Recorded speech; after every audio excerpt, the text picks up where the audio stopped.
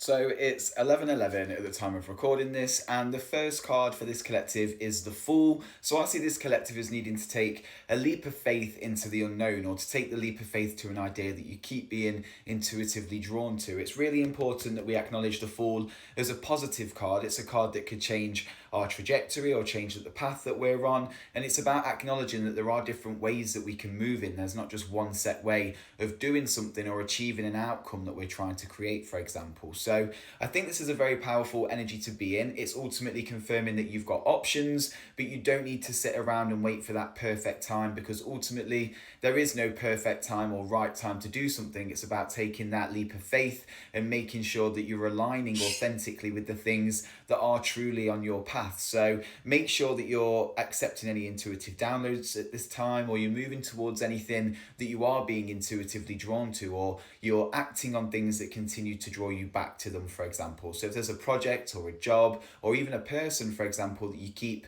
reminiscing about or being drawn to, it's really important with the Fool energy that we take that leap of faith and we jump into this thing. The next card that follows is the Six of Wands, and it's clarified by the Three of Cups and the Hierophant. So first of all, I see this collective with the Six of Wands as whatever this Fool energy relates to, it's something that you definitely hold high value to. So it's something that you put on a pedestal, something that you see as being a nice, shiny, attractive thing. So it is something that you are aware of already in your energetic field. It's something that's consciously on your mind, and it's something that you keep being drawn back to. So whatever it is that you look at as being all shiny and warm and being a very positive thing on this pedestal of whatever you've put it on, that is the thing that the universe is asking you to take action on. The Three of Cups confirms that it's a good time to be social or to form some form of community. It's a really good time to invest yourself in the people who invest in you, for example. I see this card as being the card of celebration and celebrating with the people who are close to you. So those who truly value your energy, or those who accept the authentic version of you rather than a version of you that they're trying to create or trying to box you into, for example. So if you do take action on this thing that you keep being drawn back to, there is definitely energy there for celebration. And it's further confirmed by the Hierophant, which is the energy of all eyes on you. It's everybody looking at what you're doing. It's looking to you for your next step. What is the next action that you're going to take, for example? So just make sure that you're leading by example, you're standing strong in your power, and you're embodying the Hierophant. You may also be a fire sign. To me, this card resonates to a Leo, but it could also relate to the other fire signs. And it is that energy of commanding a room and basically just pulling attention and having all eyes on you. The Five of Pentacles follows. So I do see this collective as almost needing to be uncomfortable or comfortable with being uncomfortable. So it's not about doing anything that makes you really uncomfortable and scared, for example, but it's about pushing your boundaries slightly out of your comfort zone so you can continue to grow and you can continue to learn new ways of dealing with old habits, for example. Or you can now see clearly that you've walked through this cold, you've walked through this storm, and the lessons that you've learned in previous cycles need to be applied to this cycle in order for it to grow and become more abundant.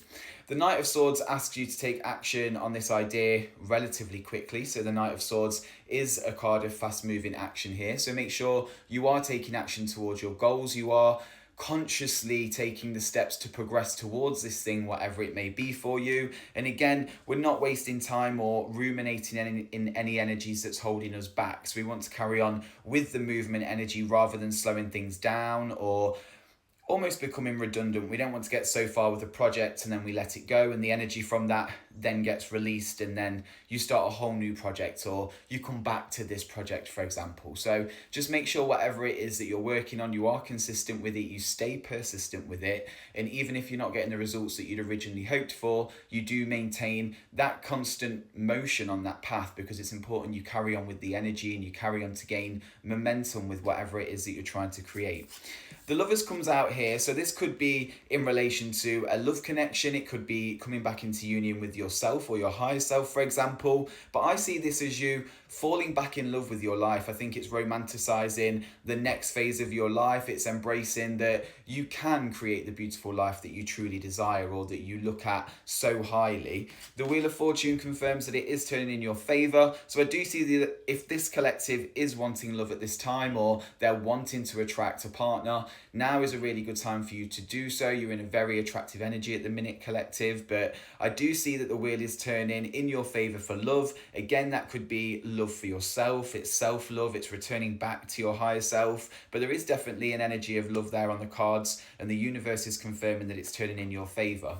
The Three of Pentacles asks you to not ignore anything that you need to learn. So if there are lessons that need to be learned on this journey, it's important that we embrace them rather than pushing them down, rather than ignoring them. We need to step into this lesson. We need to acknowledge that there's things that we still need to learn, and nobody's ever this complete, perfect version of themselves. There's always going to be things for us to learn. There's always going to be things for us to do. So please don't feel like you've got to a certain point and you now need to stop, because it's about getting to this point and then pushing through. A lot of people would get to this point and then give up, but it's really important that this collective continues moving through with this energy and they see this task through right to the very end.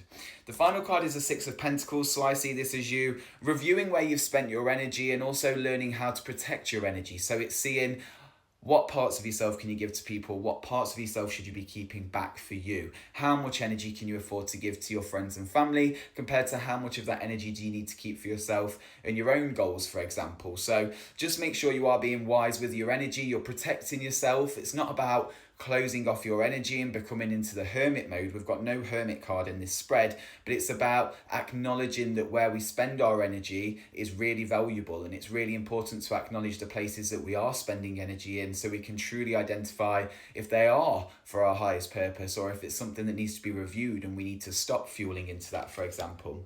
It's clarified by the Four of Pentacles, and the Four of Pentacles asks you to keep yourself protected, keep yourself grounded, make sure you are standing on business when it comes to your goals, but there's an energy here of needing to give something breathing space. So it's really important that you protect yourself, you protect your goals, and you go after the things that you're trying to create and manifest, but ultimately don't hold on to it so tightly that it doesn't have any wiggle room or it doesn't have any room to breathe, because ultimately our manifestations do need a little bit of wiggle room and they need some energetic movement there as well. So don't hold on to something so tightly that it can't breathe or that it can't develop, for example. So a really positive spread for this collective. Make sure you are having faith and you're having confidence in your abilities to create the life that you're trying to manifest, and don't be afraid to go after new projects. I definitely act on your initiative and your intuition at this time. Whatever the Knight of Swords action is calling you towards with this thing that you hold quite highly on a pedestal, that is the thing that really needs your attention and your energy at this time.